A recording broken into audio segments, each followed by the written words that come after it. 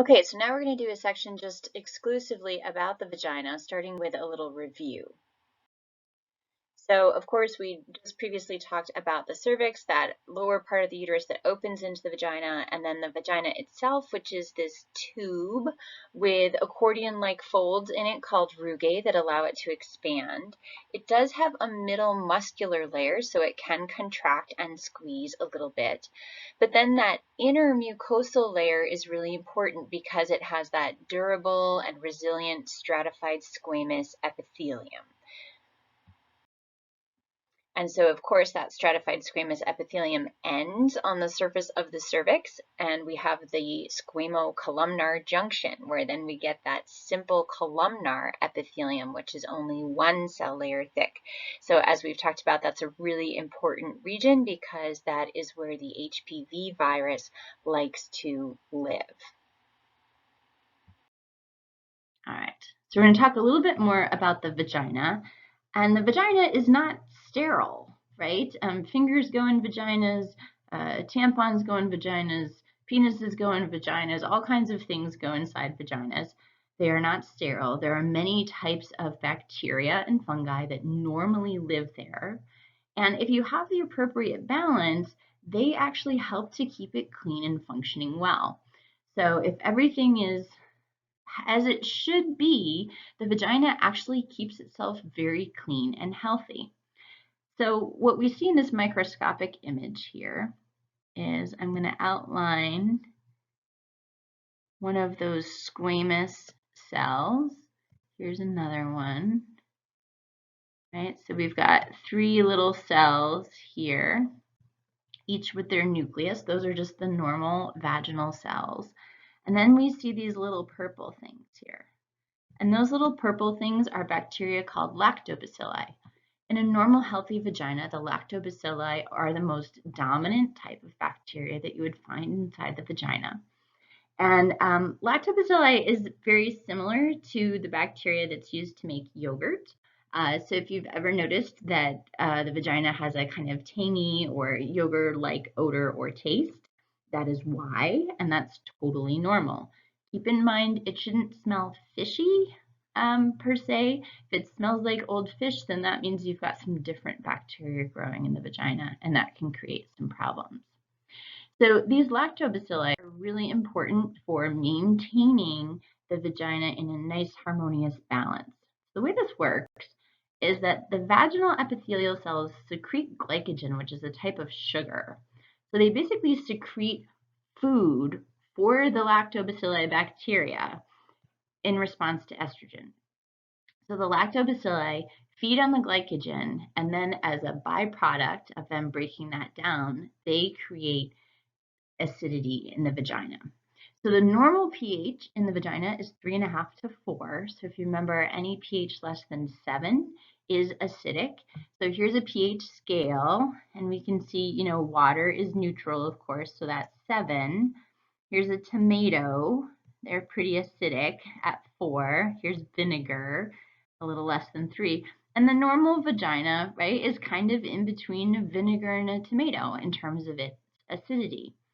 So the acidity helps to keep away other organisms that are not beneficial. So it helps to kind of kill them so they can't live and grow in the vagina.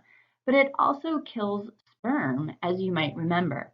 So if we recall our lecture on male anatomy, we had two glands that secreted fluid that was high in pH. Both the seminal vesicles and the prostate secrete fluid high in pH to help buffer the acidity of the vagina and protect the sperm.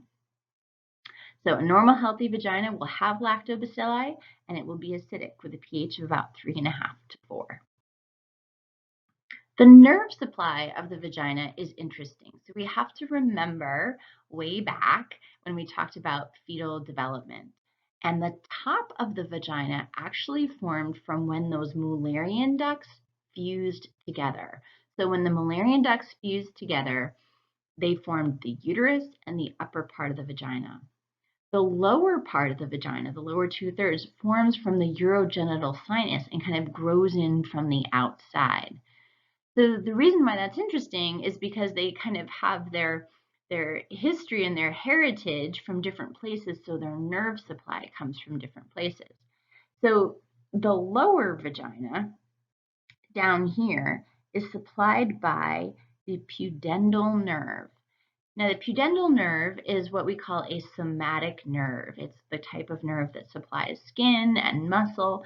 Those nerves have really specific sensation. So you can really tell if somebody's touching you with something that's sharp versus dull, if they're pressing hard, if they're pressing softly. So you have really precise sensory information from somatic nerves. So the lower part of the vagina is very sensitive and in a very specific way. The upper part of the vagina, however, gets its nerve supply from what are called visceral nerves that supply our inner organs. So the same nerves that supply the uterus are supplying the upper part of the vagina.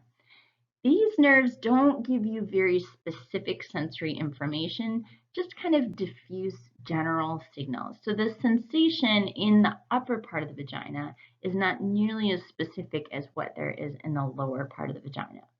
Now, years ago, gynecologists at this time, so half a century ago, they were all men, and they thought, oh, women can't feel anything in the upper part of the vagina. And so if they were doing surgery or a procedure in the upper part of the vagina or the cervix, they wouldn't use numbing medicine because they didn't think that there were any nerve endings there. And in my clinical experience, I would say about half of women can really feel things that are happening there, and half of women can't. But of course, it took them a while to realize that that was the case. And so if a woman was kind of saying, ouch, that hurts, they would just label her as being hysterical. Right, so we've come a long way. We still have ways to go. But anyway, so the outer part of the vagina, the lower part of the vagina has very specific sensory information. The upper part of the vagina just kind of vague. It can feel pressure. It can feel kind of a twinge, but you can't get very specific information. The opening to the vagina is covered by a membrane called the hymen. Now that can be really thin, it can be kind of thick, it can contain some nerves and some blood vessels, sometimes a lot of them, sometimes not a lot of them, right? So the hymen classically will rupture or break with physical activity, horseback riding, bike riding, gymnastics, intercourse, vaginal insertion of tampons or fingers, and usually when it ruptures, it causes some mild pain and bleeding. Now, if you think about it, at baseline, usually there's already a small opening. So I'm going to just kind of show you here. There's usually already kind of a small opening to the hymen that allows menstrual blood to pass.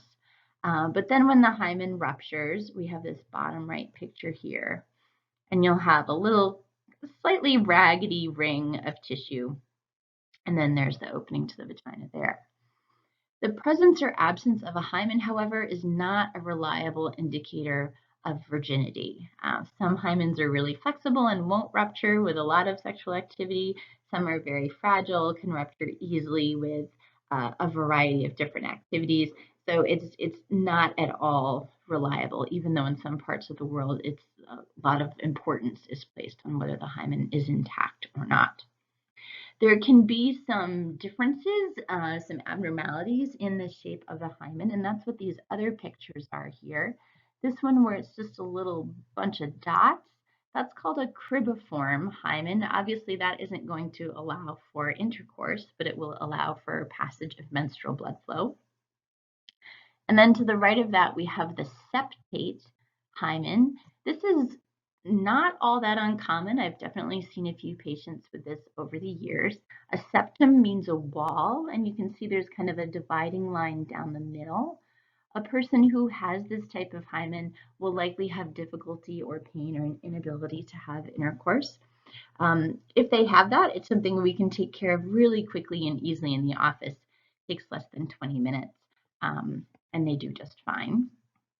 The other type of anomaly you can have is an imperforate, right? So this hymen has no, right, imperforate, there's no perforation, that's what that word means.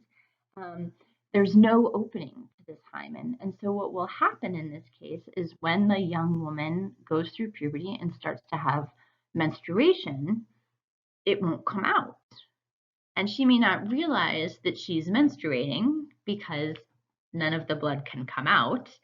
And what can end up happening as things build up over time is she can get lots of pelvic pain and cramping, and sometimes it can even cause so much pressure that it can cause difficulty urinating.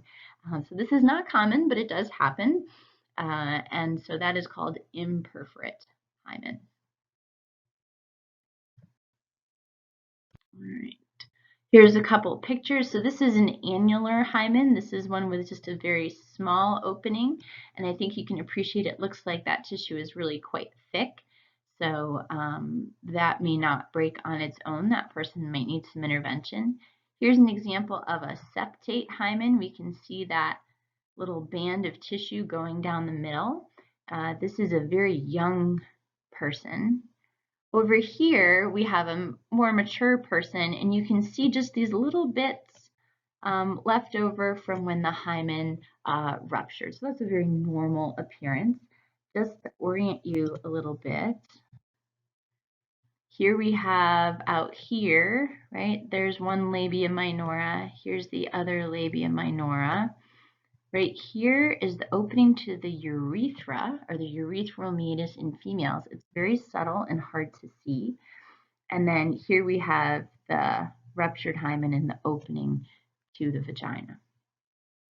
All right. Okay, so in summary, the vagina is this muscular, expansile tube, right? It has those folds called rugae with this really resilient inner lining of stratified squamous epithelium.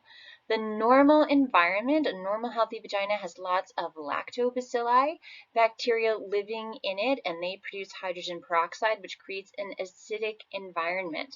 So the lactobacilli create the acidity, which helps keep away other microorganisms like fungi and bacteria and helps suppress them. The lactobacilli also kind of outcompetes them for food and stuff. So if they're really well established, it's hard for any other microorganisms to move in.